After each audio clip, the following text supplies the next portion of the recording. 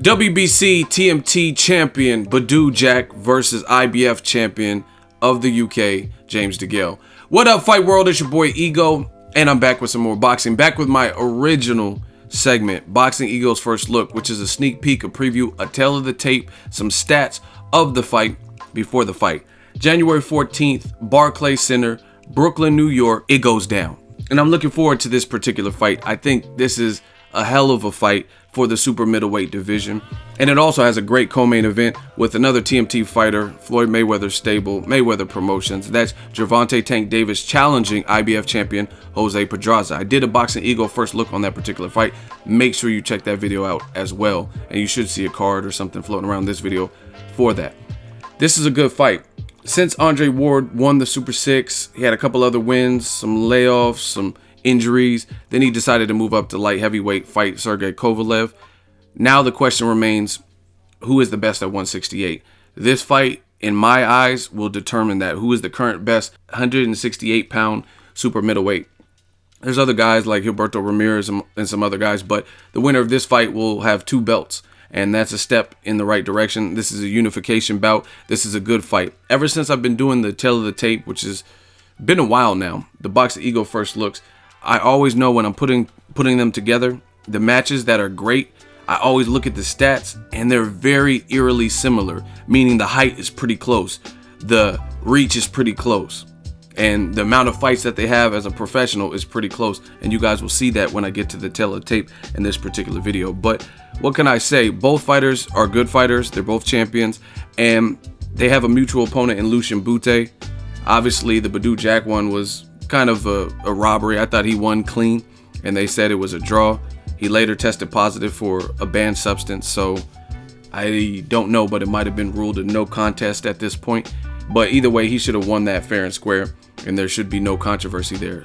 James DeGale also fought Lucian Bute. It was a competitive fight. I would say probably more competitive than the Badou Jack fight, and I don't think he looked necessarily his best, but he did enough to get the victory, and he won fair and square. Since then, he's made some changes. He looks like he has a good strength and conditioning coach. I did my segment, Ego Weight Watchers, and talked about it. It looks like James DeGale is in phenomenal shape. And the two pair also have another semi-common opponent, and it's the fact that they fought the Dirrell brothers. Now, they didn't fight the same brother, but Badou Jack fought Anthony Dirrell, and James DeGale fought Andre Dirrell. And as far as those two fights, the Dirrell brothers are great fighters. At the time Badou Jack fought Anthony Dirrell, he had just fought Sakio Bika in a rematch and cleared up the first fight and beat Bika. He was the WBC champion. My personal opinion, I was leaning towards the dog, Anthony Dirrell. I thought he was a little bit more experienced, and I thought he was going to beat Badou Jack. A lot of people hold the fact that Badou Jack has been stopped over Badou Jack's head, and that's the biggest mistake you can make, because he made some modifications to his camp, and he's been on a tear ever since then. So he's a guy. In school, we had a thing called, when the students brought their grades up and stuff, it was called the most improved student. And I would definitely say Badou Jack would be on that most improved list, because since that loss, he looks like he's in better shape. He's had a kid. He looks more determined and focused, and he's put on some good performances. And I thought that Anthony Dirrell was kind of the real start to that. But even before that, Badou Jack, he fought a guy, I forgot the guy's name, but the guy rehydrated something crazy like 25 to 30 pounds or something like that on fight night, which was ridiculous, and he ended up stopping that guy. Now, you could say, oh, who was that guy? But at the same time, the dude had a crazy rehydration, which is almost abnormal how much weight he rehydrated to, and Badou Jack stopped him, so that is impressive. So I like Badou Jack, his dedication. The George Groves fight was another fight. Going into the fight, it was on the Floyd Mayweather card, if I'm not mistaken, and a lot of people thought that was a 50-50 fight. And Badou Jack knocked George Groves down and had a good performance there too, on top of the Lucian Bute, which technically was a draw according to the judges, but we all know if we watched that fight, he should have won. So Badou Jack, he's definitely been on a roll right now, and this is showing that he's not afraid to fight anyone. He's fighting another champion with good power, That's another mutual opponent that they have is George Groves. They both faced George Groves, but Badou Jack obviously had a better performance because he beat him and he had a knockdown in his fight on a big card. Like I said, it was a Floyd Mayweather card. James DeGale fought George Groves, and that's his first loss. Between the two of them, they both have a loss apiece. And James DeGale, he took that loss. He talked a lot before the fight, if you guys remember that. Some people don't remember the press conference and stuff, but he was talking about he was basically going to punish George Groves, and he ended up losing the fight. So that was a setback, but since then he's done some great things, like the Andre Dirrell fight. I thought he looked really, really good early. He badly hurt Andre Dirrell in the first 2 rounds, knocked him down twice, and I thought he let off the gas and didn't look quite the same. It's kind of like a Kovalev-Ward type of situation where it was a fight of halves, because I thought Andre Dirrell, even though being badly hurt early in the first 2 rounds, he worked his way back into the fight. James DeGale did win the fight. I have no problem with him winning the fight, but I thought his stamina or something looked a bit off in the second half as Dirrell was able to work himself back in the fight. Nonetheless, Dirrell lost that fight. James DeGale got the IBF belt that was at stake. It was a vacant belt, if I'm not mistaken, and he became the super middleweight champion. James DeGale is also an Olympic gold medalist, which is very impressive.